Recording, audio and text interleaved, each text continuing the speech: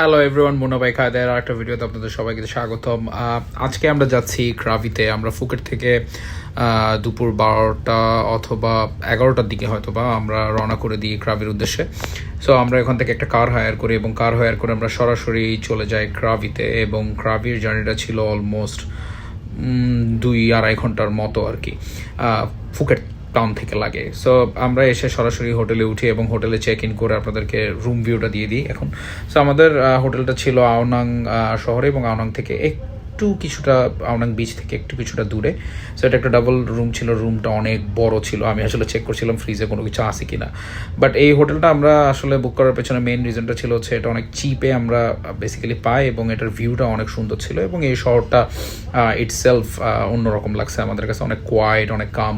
এই জন্য আমরা সব রিসার্চ করে আমরা এই হোটেলটা আসলে বুক করি এবং এই হোটেলের ব্যালকনি থেকে বেসিক্যালি খুব সুন্দর ম্যানগ্রোভ ফরেস্টের যেই ওয়াটার বডিটা ওটা দেখা যায় এবং কর্নারে যদি দেখেন তাহলে ওখানে একটা বিশাল বড় বড় দুটো পাহাড়ও আছে।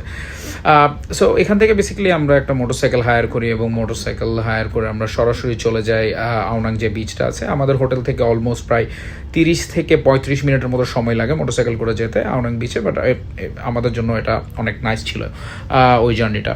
সো আমরা বেসিক্যালি এমন একটা সময় যাই তখন হচ্ছে গোল্ডেন আওয়ার এবং এত বিউটিফুল লাগতেছিল চারপাশে। সো আমার খুব আওনাং বিচটা আমাদের অনেক অনেক বেশি সুন্দর লাগছে আমাদের দুজনের কাছে। আমরা ওখানে সন্ধ্যাটা কাটাই, সানসেটটা আমরা ওখানে এনজয় করি। আমাদের নেক্সট দিনের জন্য আমরা আমাদের প্ল্যানটা গুছিয়ে নিয়েছিলাম, কারণ আমাদের নেক্সট দিনে প্ল্যান ছিল আমরা রেইলি বিচে যাব এবং রেইলি বিচের ফুল ভিডিওটা আমরা নেক্সট ভিডিও আমরা দিয়ে দিব এবং কীভাবে গিয়েছি আমরা সব ডিটেলস আমরা দিয়ে দিব।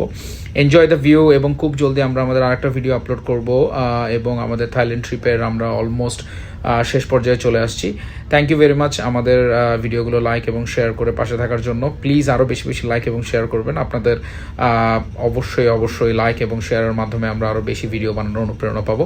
Thank you very much for enjoying our video এবং ইয়াস, খুব জলদি আমরা আসছি নতুন একটা ভিডিও নিয়ে। ধন্যবাদ।